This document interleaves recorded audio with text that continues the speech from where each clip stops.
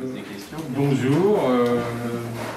Alors, posons des questions. Je crois que la première question et la première pièce sur laquelle on peut s'arrêter dans cette exposition, dans cette rétrospective, pardon, c'est probablement une de tes toutes dernières œuvres, c'est l'affiche de ce festival.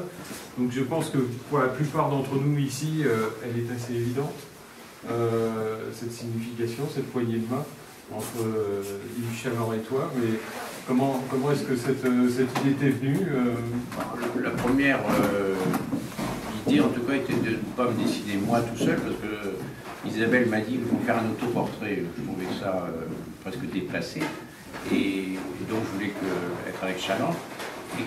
Et je voulais un petit côté onirique à la manière d'une collaboration qu'on avait faite et qu'on retrouve là-haut, à savoir la couverture d'Objectif Pub. Vous voyez, où il y a un petit côté nonsensique qui nous va bien, j'espère, à tous les deux. Et voilà, je ne sais pas trop comment dire de plus. Si, je peux dire que Isabelle m'a rappelé que la première fois que je suis rentré en contact avec Chaland, je lui ai envoyé un dessin par courrier, oui, et où mon personnage, Albany, serrait la main de Bob Fish et j'écrivais en dessous « Il est temps que nous nous rencontrions ». Donc, c'est assez étonnant que 40 ans après, ou 30 ans après, ça soit ce dessin-là, alors que bien sûr, j'avais totalement oublié cette affaire-là. On peut dire que vous étiez tous les deux sur le même terrain, mais dans les camps opposés. Comme l'a écrit Didier Passamonique, lui plutôt Marcinelle. Ah oui, fondamentalement, c'est un esprit très différent. La souplesse, la rondeur, les grenets, c'est quelque chose qui me dépasse totalement. Mais il fallait peut-être ça justement pour construire un socle plus large. Et puis en plus, c'est plus complexe que ça, parce que je sais qu'il vénérait, par exemple, Gigé, que je ne connaissais pas énormément à mes débuts. Enfin, vous voyez, en fait, on dessine comme on est. Je dois être ligne claire ou ligne propre moi-même. Mais après, j'ai découvert ce plaisir incroyable de Gigé. On pourrait presque dire que c'est la même chose que dans la vie réelle. C'est-à-dire que Gigé apporte une fantaisie que Hergé n'a pas, vous voyez. Et avec la fantaisie, alors on sait qu'il est allé, vous savez, en Mexique, hein, emmenant avec lui sa famille, et Franquin et Maurice. Et c'était quand même d'une audace incroyable, alors que Hergé, lui, était chez lui, tranquille. Mais ça a apporté quelque chose avec le pinceau, par exemple, cette souplesse du pinceau, une vie assez étonnante, et que j'ai beaucoup appréciée.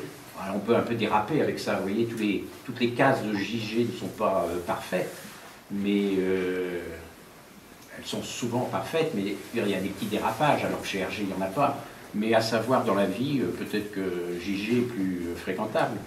Et c'est pour ça qu'on voit que les premières choses, là par exemple, ça c'est le dossier Harding, eh bien quand je faisais le dossier Harding, je l'avais commencé à la plume, sur d'ailleurs du calque, parce que je trouvais que la plume glissait plus facilement, et je faisais à ce moment-là des publicités, et j'avais commencé à faire des publicités avec mon pinceau pour m'aguerrir, vous voyez.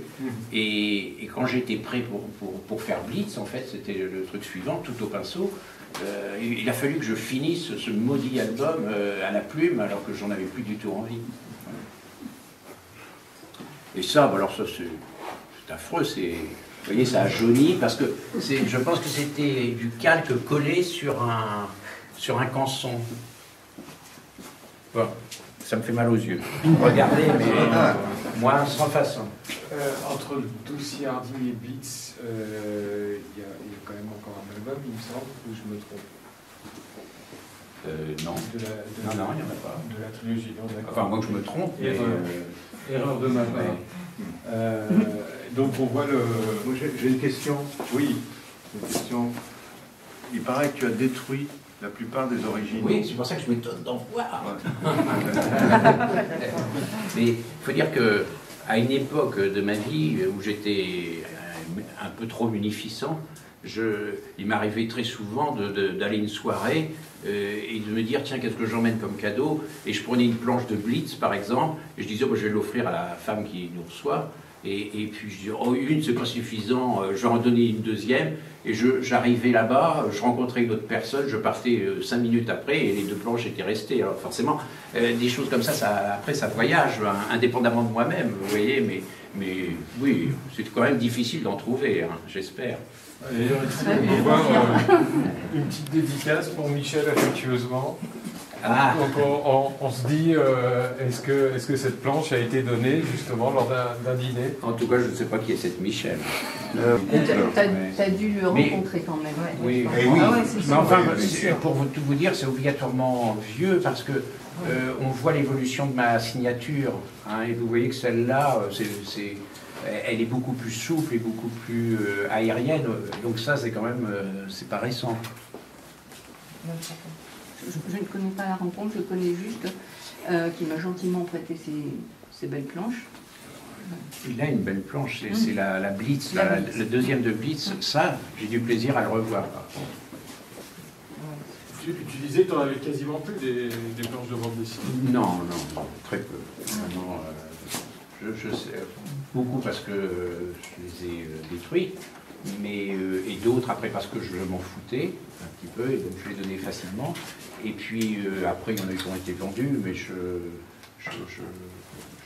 ne crois pas en avoir beaucoup. En tout cas, celles qui sont ici, c'est de ton ressort. Oui, voilà. Moi, j'en ai peut-être donné une ou deux, mais plus tard, de Blackout ou d'un temps plus loin. Et à quel moment Albany et Sturges vont devenir le centre de quasiment des histoires qui vont arriver? Parce que c'est arrivé très tôt finalement cette idée, dès le deuxième. Oui, parce que pour tout vous dire, je n'avais pas du tout l'intention de faire de la bande dessinée. Je m'amuse souvent à répéter que je ne suis pas un travailleur manuel et que la bande dessinée c'est de l'artisanat. Et je voulais faire juste Seven Oaks, vous voyez, pour montrer qu'on pouvait dire les choses autrement. Et comme Seven Oaks a eu du succès, on s'était dit qu'est-ce qu'on fait, et on s'est amusé à prendre 2 personnages qui étaient là, vous voyez, à notre disposition. Et c'était assez amusant parce que finalement, ça va vous paraître bizarre, mais Rivière, c'est Francis Albany, et moi, si on peut le dire, je suis Olivia, parce que j'aime les femmes. Voilà. Et donc, on a fait des choses, les choses comme ça. Vous voyez, c'est eux qui ont tout d'un coup pris la place. Comment ça s'est opéré, cette rencontre avec Rivière? Parce que Floch et Rivière, ça a quand même été... Alors, le Rivière, je crois que si ma mémoire est bonne, et c'est difficile parce que c'est vieux, j'étais aux Arts Déco à Paris, et quelqu'un m'avait dit qu'un éditeur, qui était Glénat, je crois, à l'époque, cherchait un illustrateur pour faire la couverture d'une nouvelle collection.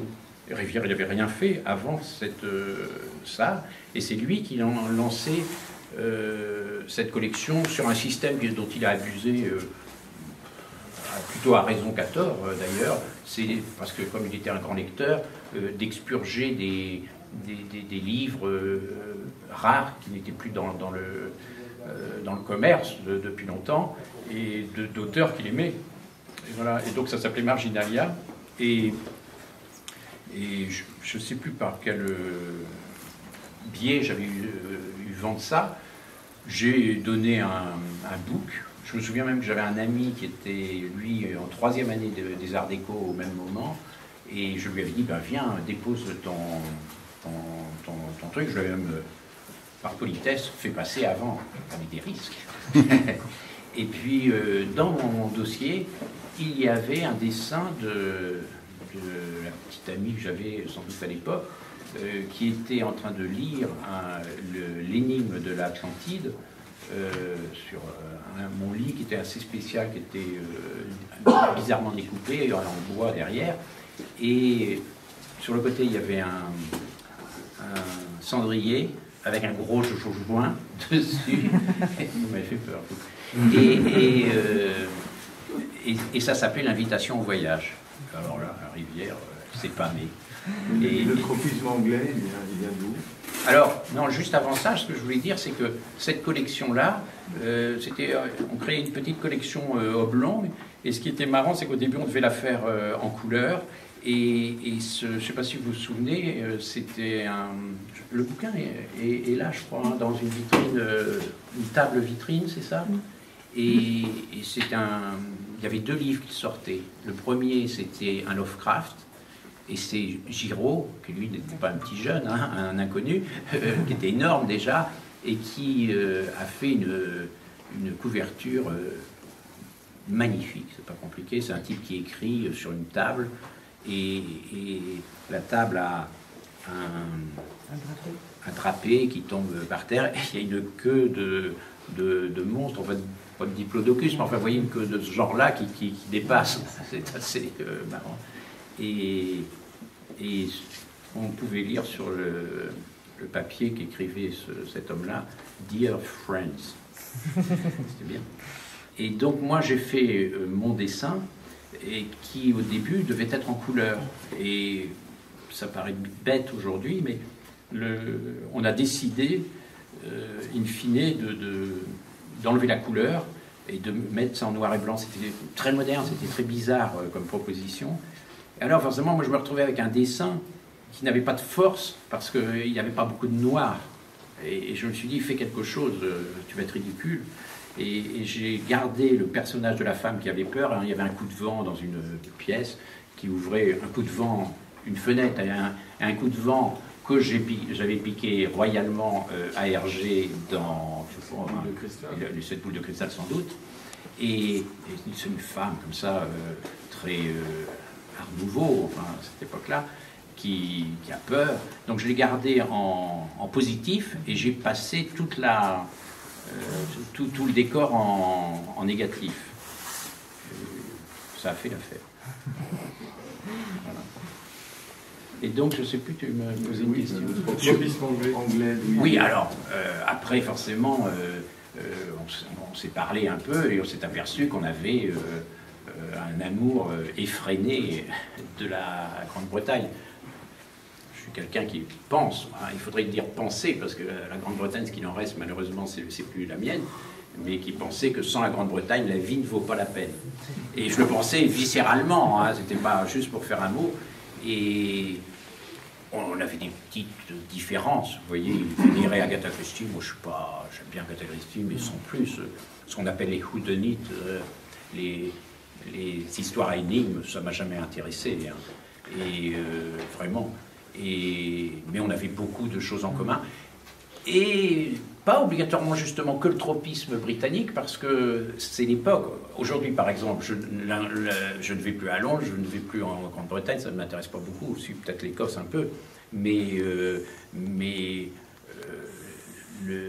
l'amour et le respect de ce qu'ils appellent l'understatement, et des choses comme ça, je l'ai toujours, mais j'ai pas besoin en fait de la Grande-Bretagne pour me tenir la main pour ça. Vous voyez. Ça venait de voyage linguistique étant jeune, ou curieusement plutôt d'une frustration, parce que quand j'étais jeune, il y a eu les premiers jumelages entre villes européennes, vous voyez.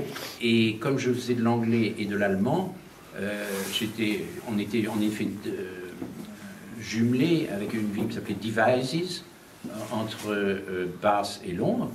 Et en Allemagne, c'était une ville qui s'appelait Waiblingen, qui collait à Stuttgart. Mais comme mes notes d'allemand étaient plus mauvaises que mes notes d'anglais, on m'a surtout envoyé en Allemagne, ce qui était un calvaire pour moi. Et donc, c'est presque par frustration. Ah, oui, non, puis par honnêtement, je ne veux pas redire ça parce que je l'ai dit 100 fois et puis ça finit par plus être passionnant, mais c'est des choses que vous ne comprenez pas, que vous avez viscéralement. Quand j'étais petit, je vous jure que c'est vrai, j'avais honte des plaques minéralogiques françaises, vous voyez, donc je trouvais l'agencement grotesque presque. J'avais honte d'être français alors que les plaques minéralogiques anglaises pour moi étaient d'une poésie affolante. Pour les cabines téléphoniques. Non, mais ça, les cabines téléphoniques, oui, mais on va dire plutôt le drapeau. J'ai toujours détesté le drapeau français, alors que le drapeau anglais, qu'il ne faut pas appeler l'Union Jack, l'Union Flag, parce que l'Union Jack, c'est que sur les bateaux. Et ça, mais les fenêtres aussi, enfin vous voyez, tout. Et pourquoi? Vous avez 12 ans, vous n'avez rien demandé et ça vous tombe dessus, comme ça, voilà. Et donc, avec Rivière, on avait beaucoup. Mais je dirais pas que ça, curieusement, parce que à cette époque-là, au début des années 70, parce que c'est 73, hein, ça, eh bien, il y a une scène de contre-culture qui est très intéressante, vous voyez, on aime le Velvet Underground, on aime des choses, on aime aussi le nouveau roman. Rivière, à ce moment-là, est fou de nouveaux romans, enfin, je sais pas, à peu près, il n'a pas encore écrit rien du tout, mais c'est ce qu'il aime, et on aime tout ce qui dérange, comme en peinture, on aime David Hockney, et forcément...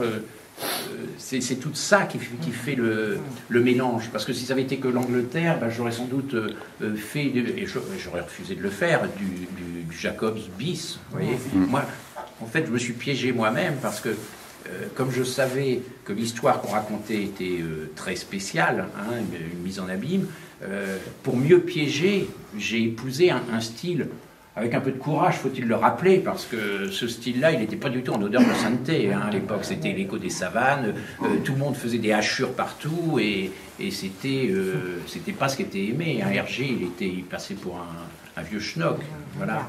Et puis ben, ça a marché. Je vous ai découvert dans Pilote à l'époque. Hein. C'était la seule... C'était une des rares BD qui était encore ligne claire dans Pilote. Oui. Et si vous vous souvenez, justement, Pilote...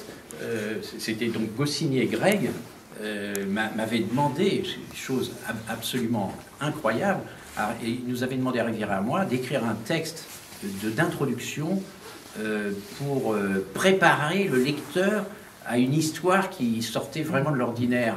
Peut-être pour son côté gore, mais aussi pour sa déconstruction narrative. C'était étonnant d'en passer par là. Ce texte est très intéressant parce que vous y écrivez que vous utilisez le style de Jacob pour rendre hommage, pour le pervertir de l'intérieur. Oui, on n'a pas dit pervertir pour aller plus loin. C'était très précis, on voulait en aucun cas froisser, mais on disait qu'on avait... je citais dernièrement un mot de Walter Scott que j'aimais énormément et qui disait « Je suis né nu et écossais, mais je suis sur Terre pour tracer ma route ». Ben, on était là pour tracer notre route.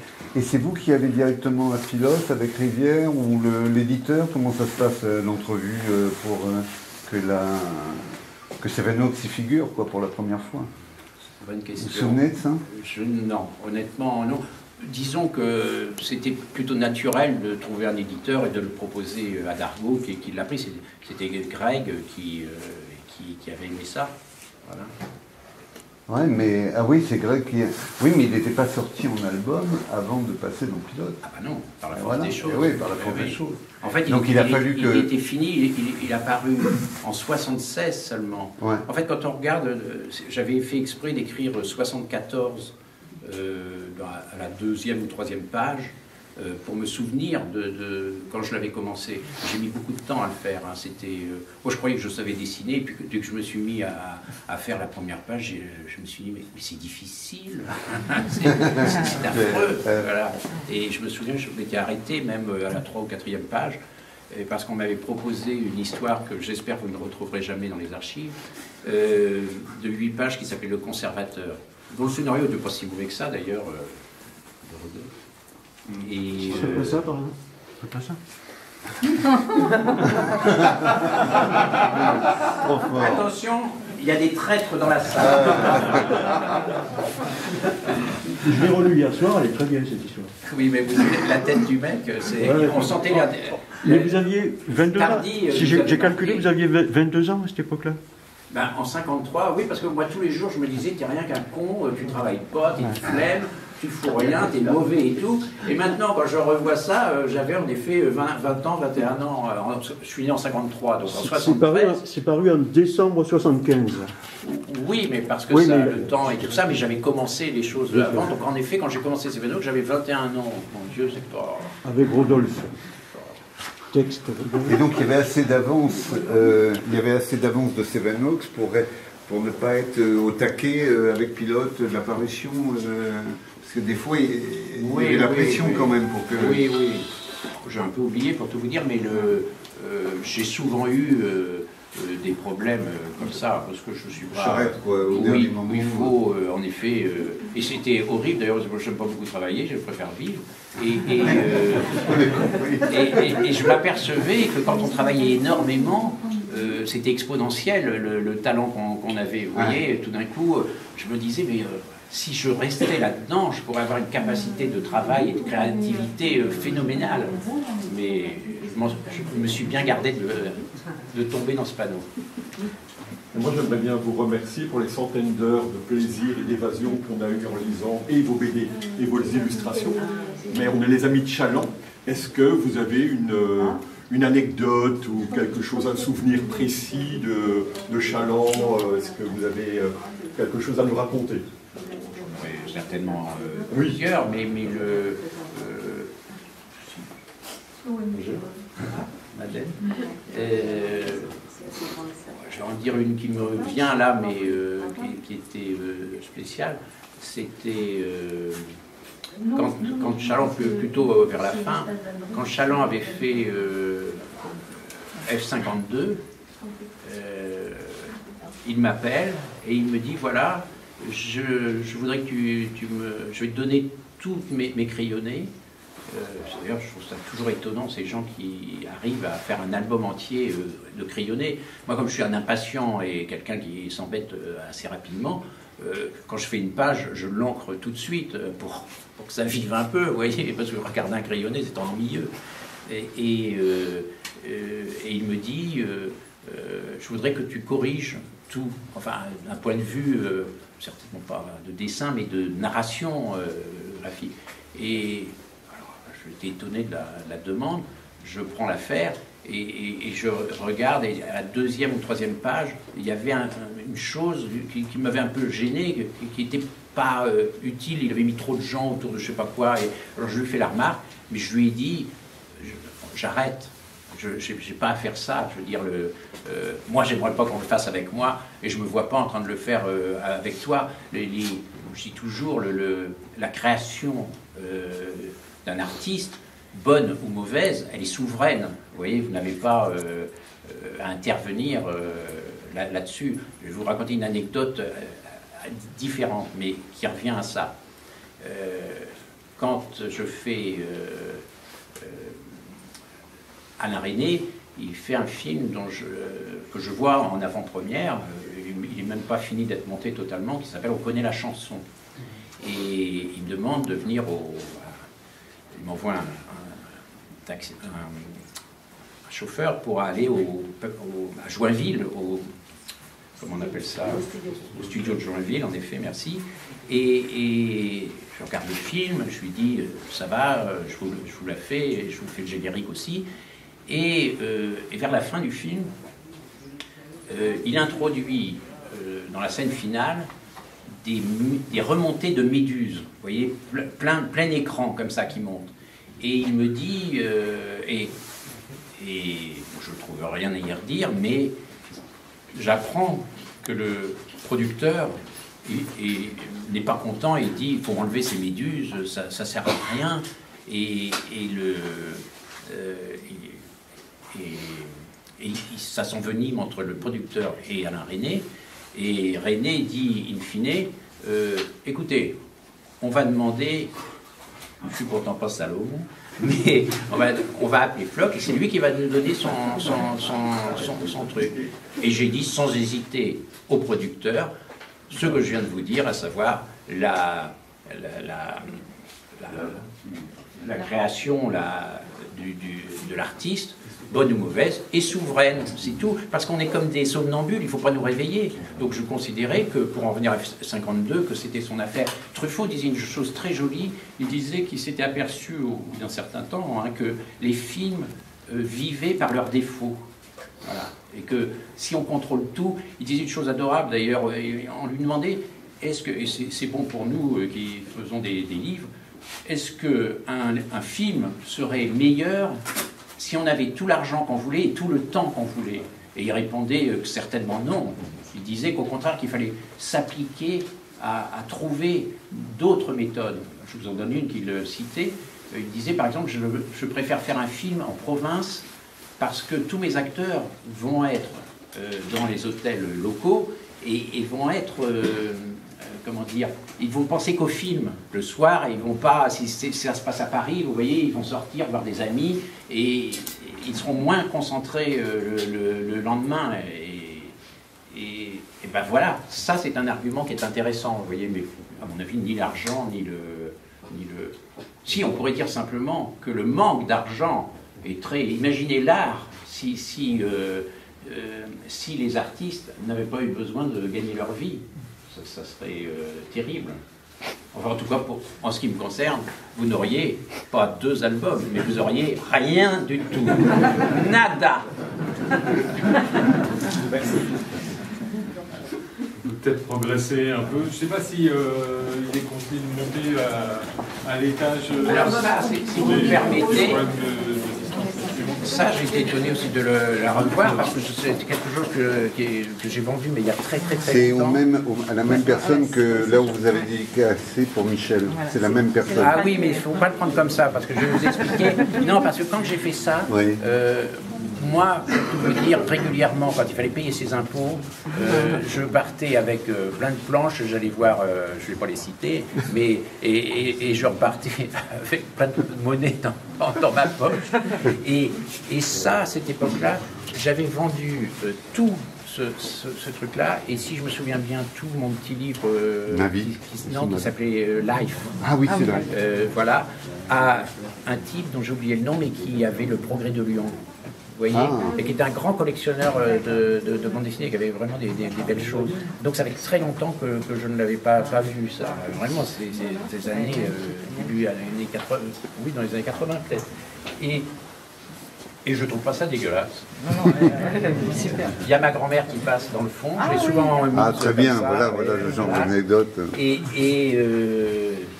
Et donc, ça, tout ça pour dire que ça, donc c'est un petit livre qui s'appelle Ma vie, et qui montre bien, puisque vous vouliez une anecdote sur Chaland, et qui montre bien qu'à l'époque, Chaland et moi, et pas tant d'autres que ça, avions besoin de faire autre chose que de la bande dessinée.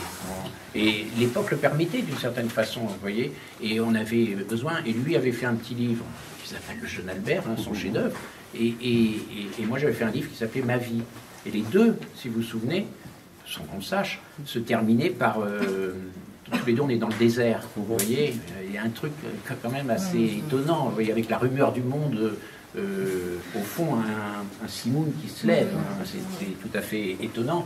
Et donc c'est juste pour dire que on voit là qu'il n'était pas question pour moi de me contenter d'aligner des cases, parce que ça ne me rendait pas heureux, vous voyez, j'avais l'impression d'être encore une fois un artisan et comme un cordonnier, c'est-à-dire de bosser tous les jours bêtement.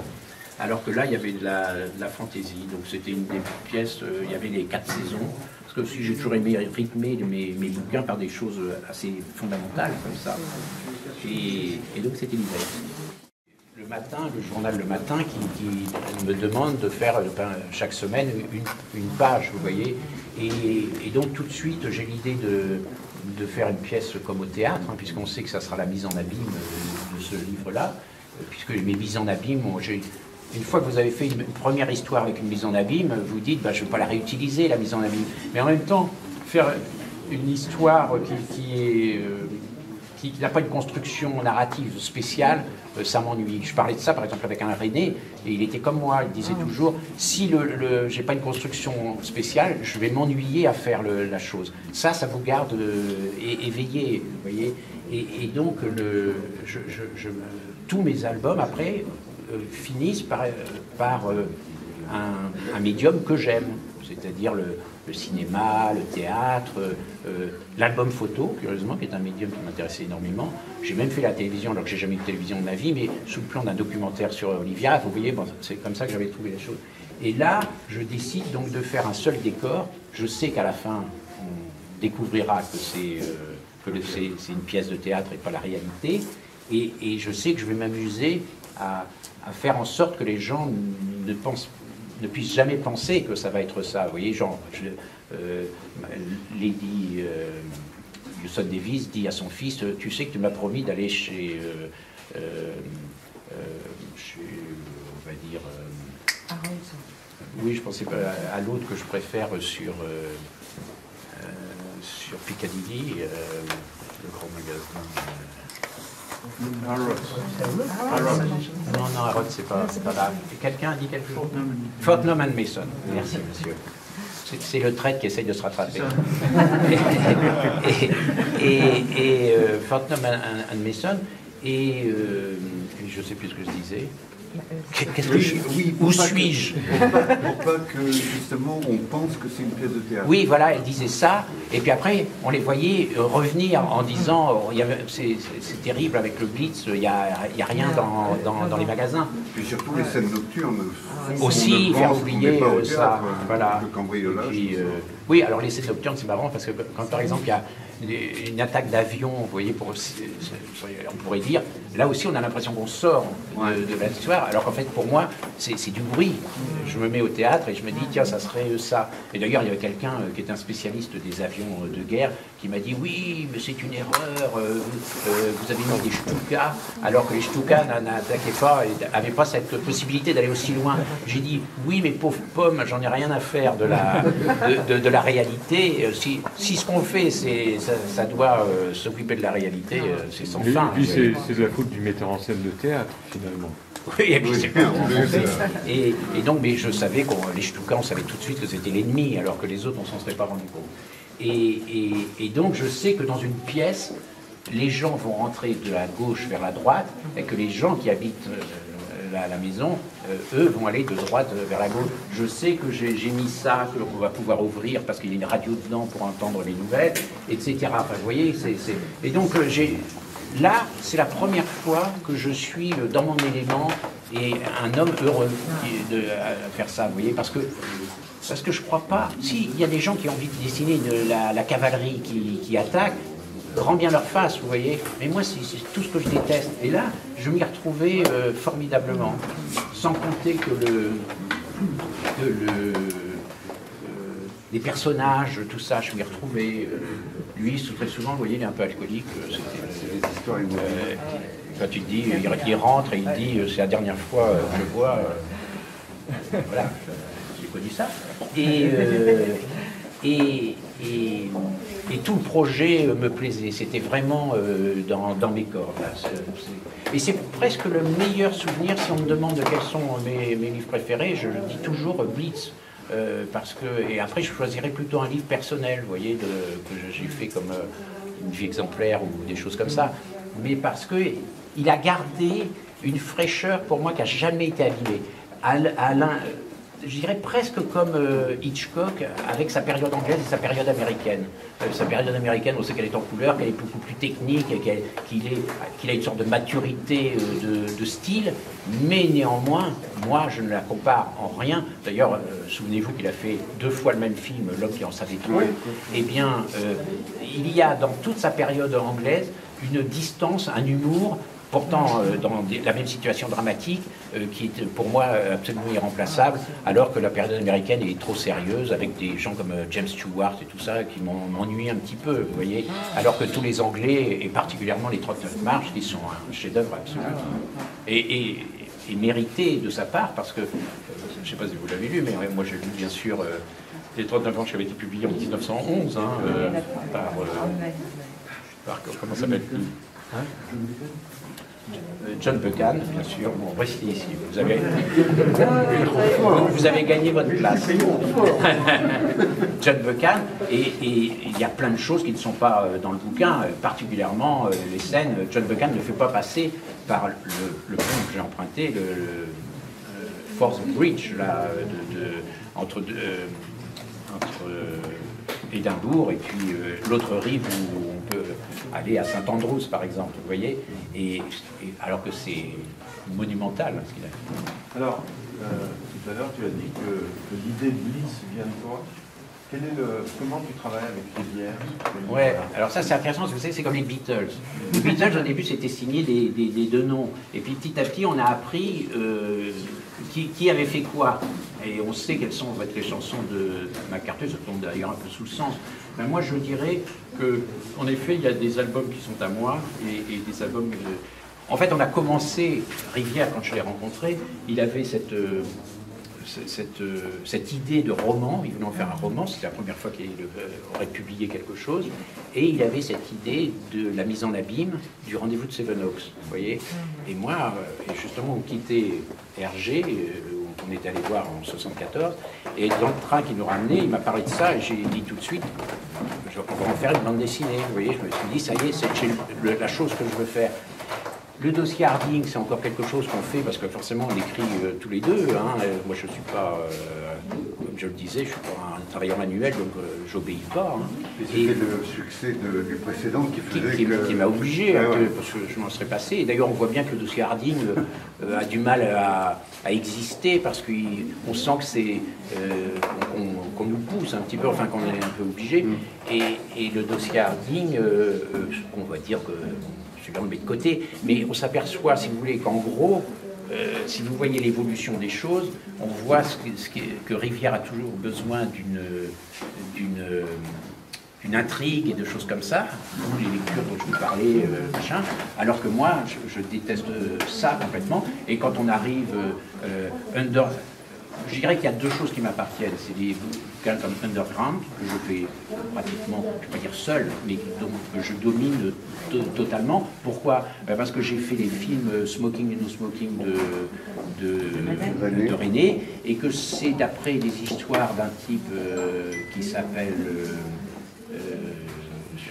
son nom m'échappe, mais un Anglais qui écrit des pièces, il a son propre théâtre, il écrit des pièces toujours avec un point de vue incroyable. Bon, celui de Smoking No Smoking était spécial, hein, c'était une pièce qui se jouait en 10 heures ou 15 heures, je ne me souviens plus, et tu as toujours des propositions, et moi ça m'avait tellement excité que je voulais m'offrir ce plaisir d'une proposition que d'aucuns pourraient dire être un peu trop... comment dire, comment on appelle ça, oui, mais dans le sens où un exercice de style. Oui, c'est des histoires immobiles, voilà. Comme les bijoux de la Castafiore, un peu. Oui, c'est ça, mais je dirais en plus, les gens sont paresseux et aiment bien être emportés. Moi, par exemple, je n'aime pas le cinéma. Il y a un cinéma que j'ai aimé, forcément, mais je n'aime pas le cinéma parce que le cinéma, contrairement à la littérature et curieusement à la bande dessinée, dont on disait pourtant que c'était un art pour les idiots. Vous vous souvenez que Goscinny, ayant entendu ça, a dit bah, « j'ai trouvé ma vocation ». Et donc, la bande dessinée et la littérature n'imposent pas un rythme de lecture. Vous le lisez comme vous voulez, vous arrêtez si vous voulez, vous repartez. Alors que le cinéma, moi je dis, ça réduit très vite le spectateur à une vache qui regarde un train passer. Vous voyez, vous êtes là, vous gobez, littéralement. Je me dis que le spectateur, lui, n'est pas très... est assez paresseux. Et alors que moi, mon plaisir, justement, c'est de ne pas avoir une narration linéaire. C'est au contraire de me dire, bah tiens, dans la deuxième partie, il faut qu'on arrive à penser que cette personne-là joue un autre rôle et tout ça. Moi, personnellement, mon cerveau, il peut capter tout ça. Mais il y a des gens qui disent, ça fait mal à la tête. Voilà.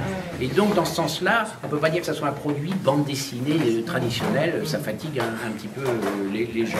Mais moi, c'est ce que j'aime, vous voyez. Et si on va plus loin, eh bien, un bouquin comme Olivia Sturges, on peut dire c'est à moi totalement. Vous voyez, totalement. C'est-à-dire que je ne veux plus d'histoire, je veux être dans la vie et raconter les choses comme ça. Je n'ai plus besoin de tout ça. Là, je peux travailler naturellement, sans avoir à chercher un doc ou des choses comme ça. Et c'est là qu'on s'aperçoit que on est très loin de Jacobs, qui a besoin de faire Londres et puis tout ça, et moi, toutes ces choses-là ne m'intéressent plus du tout, pratiquement. On a fait long sur ça. Parce que justement, contrairement à tous les imbéciles de magazines, de décoration, il n'est pas là à faire la gloire du confort bourgeois. Vous voyez, ça ne m'intéresse pas, ça. Et eux, ils peuvent vous montrer la petite maison et l'intérieur de la petite maison de Laurence d'Arabie. Vous imaginez le privilège de voir son lit, ce qu'il avait fait et tout, et très spartiate d'ailleurs, comme on peut l'imaginer par rapport à sa personnalité. Hein. Et donc ça, c'était absolument... c'est passionnant, vous voyez. Et ils m'ont demandé pour Noël de faire une 6 pages où ils expliquaient aux Anglais mon anglo-manie. C'était spécial, voilà. Et donc, il y a eu un article, et j'ai créé pour cette occasion-là des images, mais comme j'étais assez pressé, j'ai revisité mon monde, hein, vous voyez. Et là, en effet, on a la même chose, mais le petit supplément, alors c'est en couleur, hein, bien sûr, on pourrait dire c'est underground, mais le petit supplément, vous voyez, c'était ça, c'était le ou, et qu'on voyait bien, et on comprend que pendant le Blitz, il y a quand même Noël qui se passe, et qu'elle va accueillir des gens, et qu'elle essaye un petit peu de remonter le moral des troupes.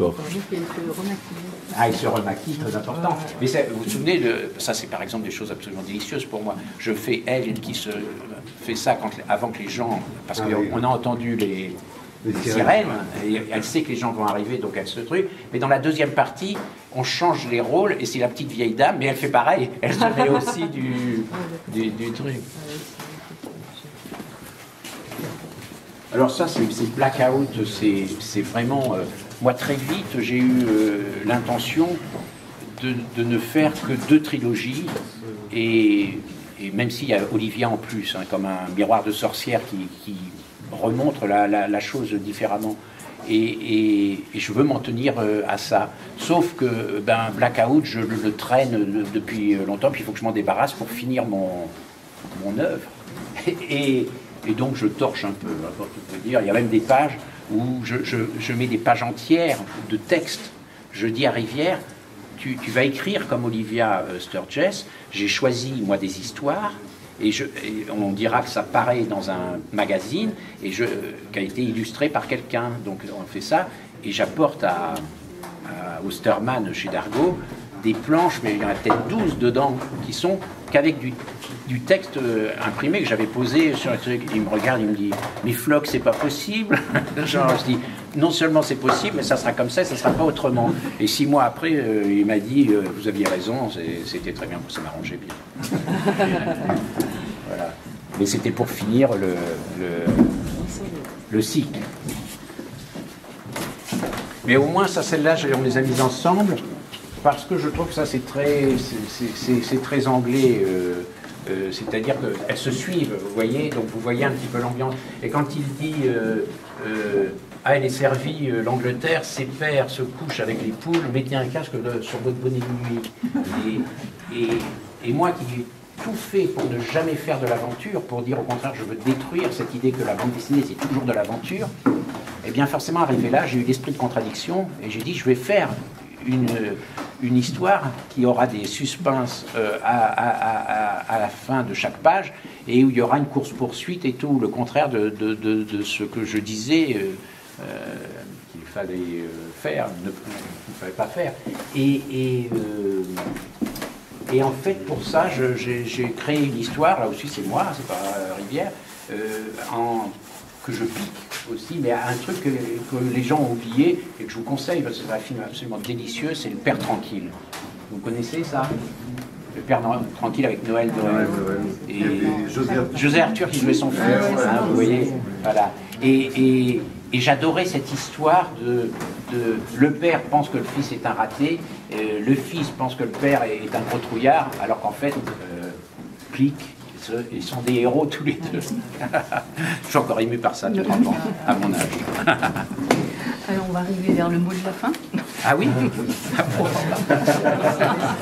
Excusez-moi d'être bavard.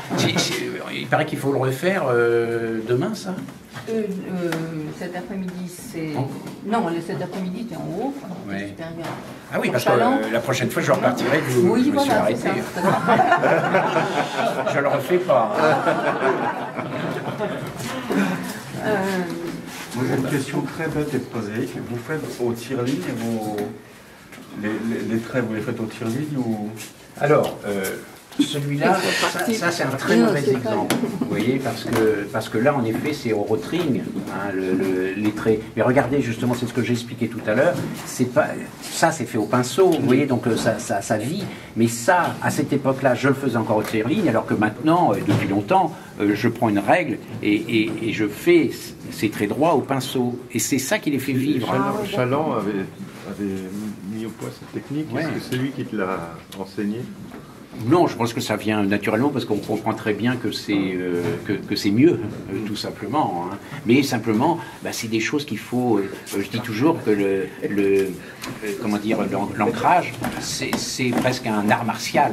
Voilà, parce que la plume touche le papier, donc c'est facile, vous êtes rassuré. Alors que le pinceau, il faut être aérien, donc c'est un art martial parce que c'est un art mental, en fait. Donc même que ça soit comme ça ou avec une règle, il faut être aérien, il faut croire à son sujet. Je crois qu'il faut qu'on tire la ligne. Voilà, donc suite au prochain épisode.